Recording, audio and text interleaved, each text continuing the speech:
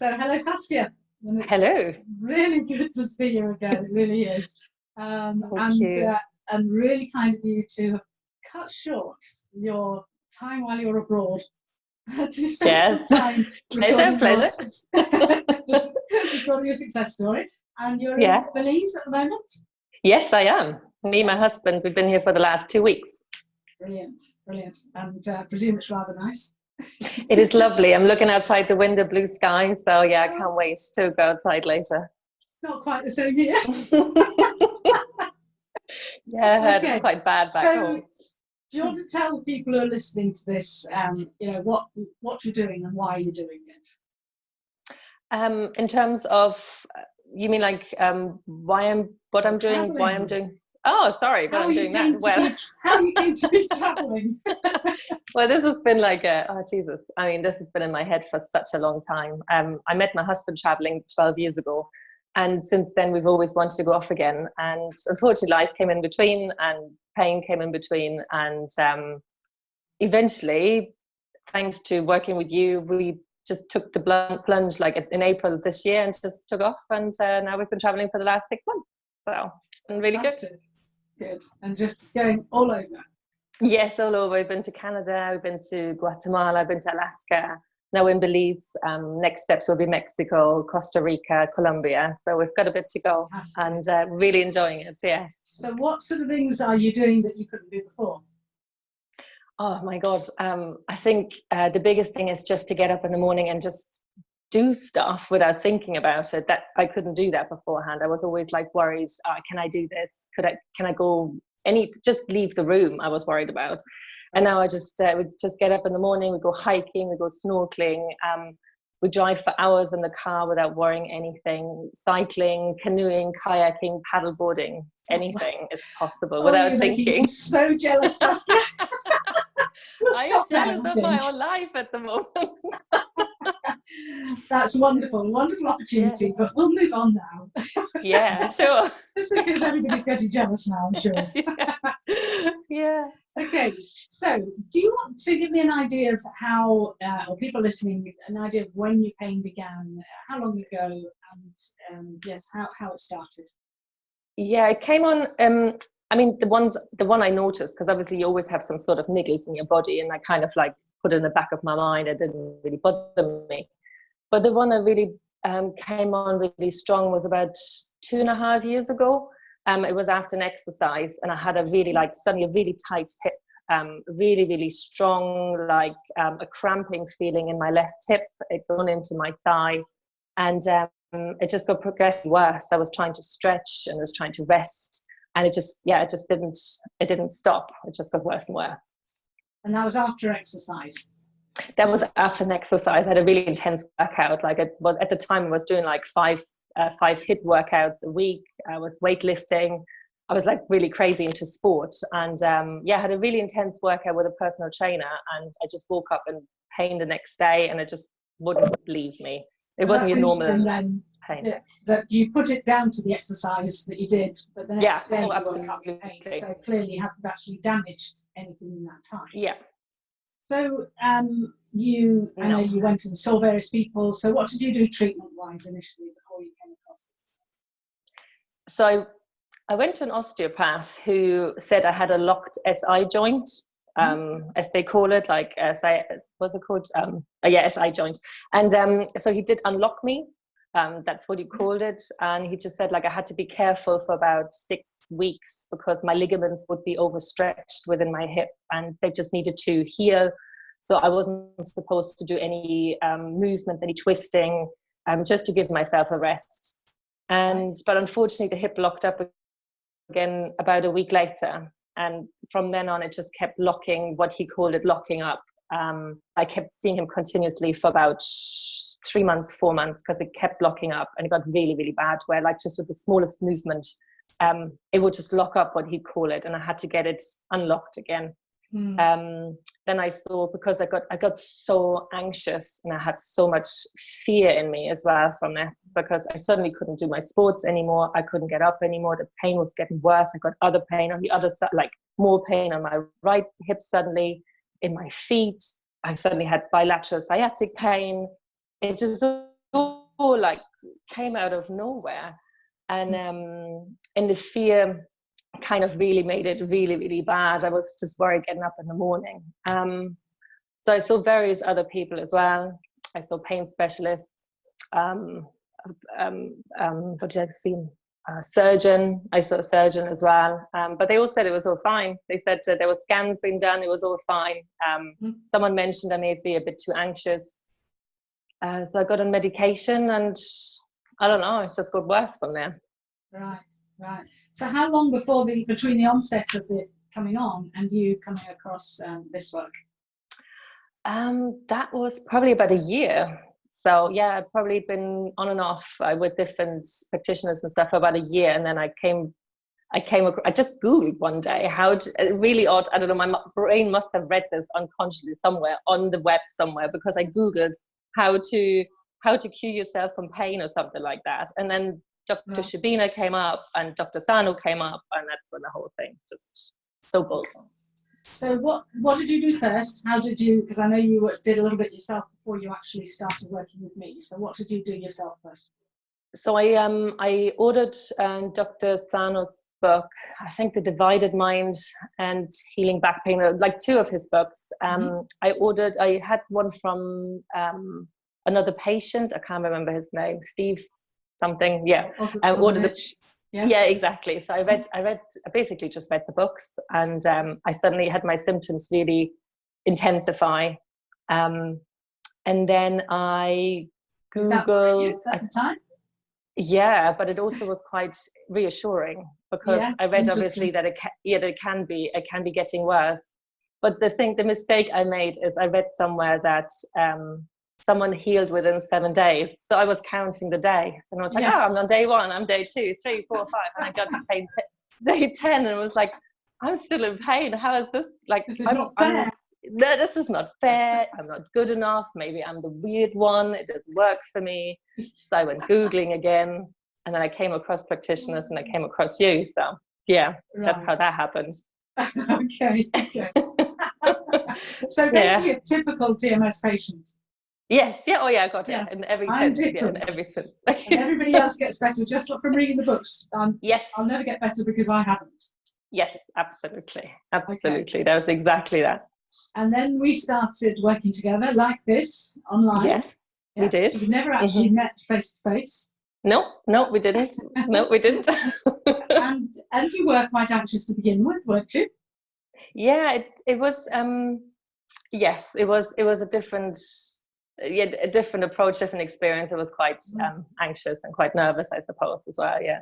And then that's quite not natural as well. And very common for somebody to have so many fears when they've been living with pain for so long. Yeah, so definitely. How do you manage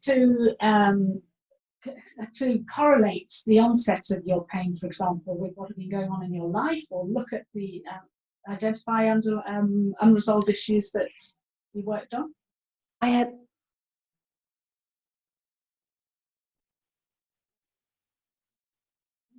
Oops. Yeah, I had actually no. Oh, can you hear me? I can now. Hello. You froze. Hello. Okay, cool. Yeah, I can. Sorry, it's just the glitch. I didn't see the connection at all. It took me. I mean, the conversations with you slowly pointed me towards like connections, because I was so removed from my emotions, and actually acknowledging that what I've experienced, because throughout the year I lost a couple of family members. There was a lot of like stress going on within my family and but even before that, I had absolutely no idea that I was actually stressed, or that had any impact. I was so removed. So slowly working with you giving me the room as well to acknowledge that actually the things I am experiencing can be quite stressful, and allow myself to see that was a big thing, because I just always thought, well, I'm fine, everything's fine, I have nothing to complain about, there's nothing to worry about, I'm happy, I have money, I have a happy relationship, everything's fine. And it took a long time to admit that, and that's still going. That is actually something I'm still working on, to appreciate and allow myself to actually be maybe hurt by some things, or not be that happy, which is a really difficult concept for me to grasp still. So yeah, and I think that that's pretty common, Saskia. yeah. So many people say, well, I haven't got any trauma in my life. I had a happy childhood, and they've really struggled to recognise that we are who we are because of our experiences in life. Yeah. And even if we had a happy childhood, what our experience is, what we've actually experienced, does have an impact on us. Whether that's that we learn from our parents, or our personality and behaviours become modified as we grow up, and that's then what often will trigger things. Our reaction to what's happening in our life, rather than any significant trauma. Yeah, absolutely. I didn't see that before at all. It was not there. It was a whole new concept. But then you did so well, by gradually uncovering things, gradually working on yourself, and beginning to really recognize how you create so much stress yourself through your personality, beliefs, behaviors, as we all do. And when we can't do anything about it until we recognize it. Once, then we can do something about it. Absolutely. Absolutely. Yeah, it was like lots of aha moments, like light bulbs going off everywhere. Yes. Yeah. So, yeah. And then you were the other thing that was a bit of a pressure for you was this desire to go traveling and determination to go traveling, and then that fear that you would never do that, never be able to do that. Yeah, so it just added this huge amount of stress on top of everything else. And then I just felt like, but then when I call you next week, I want to tell you that I'm healthy and I'm fine, and I wasn't, and I couldn't follow on with my plans. And it's just like my brain going completely like taking over and 100 miles an hour. And this pressure of putting myself under the pressure of wanting to go traveling made it worse. But it was just like catch-22, to be fair, because you just want to get better to go traveling, but then you don't, so you get scared, and the fear then adds the pain on top of it. Absolutely. And that can often cause pressure. It's not because people tend to look at, I'm not better yet, and desperately trying to get rid of the pain rather than working themselves so they don't need the pain, and rather than looking at the past and seeing how far they've moved forward, they're checking on and saying, yes, but I'm not there yet, which pressure. Yes. So if you think back, was there any particular time or specific insights that you gained that then helped you move forward? I think one thing was certainly when you said to allow myself to feel the pain, or just to be in pain. I think that was just to accept the pain as for what it is. And I think because I was constantly fighting it and wanting so desperately to get better, that I was at war with it almost. But once I started accepting it, and it's not there to hurt me, it's to actually guide me, that made a huge difference. That was like actually taking it in and on board. Absolutely. That made a big difference. I think the difficulty is many people feel that when you say surrender to the pain. Sorry, you're just breaking up a bit. Right. Yeah. Yeah. When we say surrender to the pain and accept it, they feel that the pain's going to take over, rather than actually you removing the fuel for the pain, and therefore often it just goes. It just disappears. And I have this now still, like sometimes when there's certain thoughts that just bring on a very specific pain. It's really odd, but very, very subtly. But if I could, pardon? No, that's nothing. Sorry. Just the noises. So it's just, but if I just let it, like, accept it and sit there with it and just let it, like, be okay, I'm okay with it. It just goes. It just reminds me, I've just been worried about something, or I just need to let go of something, and then it's fine again. So beforehand I was just like, oh my God, the pain's coming on. Oh my God, what am I going to do? Oh my God. And then I was just waiting, where's the next pain coming on? And when is this going to go? And is this ever going to go? And that's just completely changed. It's gone now. Wonderful. Which is brilliant. So the next question was going to be, how's it changed your life? Okay. Now I know it's allowed you to go traveling, but obviously your whole understanding of the mind body and seeing your symptoms as a signal and working with that rather than something to be feared has made a big difference for you. Yeah, it has to. It sounds really weird, but I'm so grateful I found, like, TMS found me, and like I was in pain. I'm so utterly grateful, because it's changed me in every single aspect. Like, it's kind of pushed me into looking at the relationships I had with my mom, which is utterly difficult. The relationship with my partner, which I was probably trying to do more of the work, like instead of like working together. So we're working on this in a very different way. Looking at like like thought patterns as well, and where I just maybe like throughout my life never really acknowledged what I was or who I was or what I wanted. So it's changed in every single way, and I love it. I mean, it sounds really weird, but the pain was horrible, but I'm just so grateful. Do you know what? A chill went through me when you said that, and I love it when people say that, and many people do, because it's like you come out the other side and you're a different person, and you can't unlearn what you learn.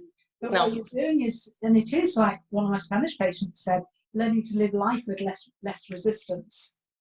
And it's so true, isn't it? Oh, you've frozen again. It is.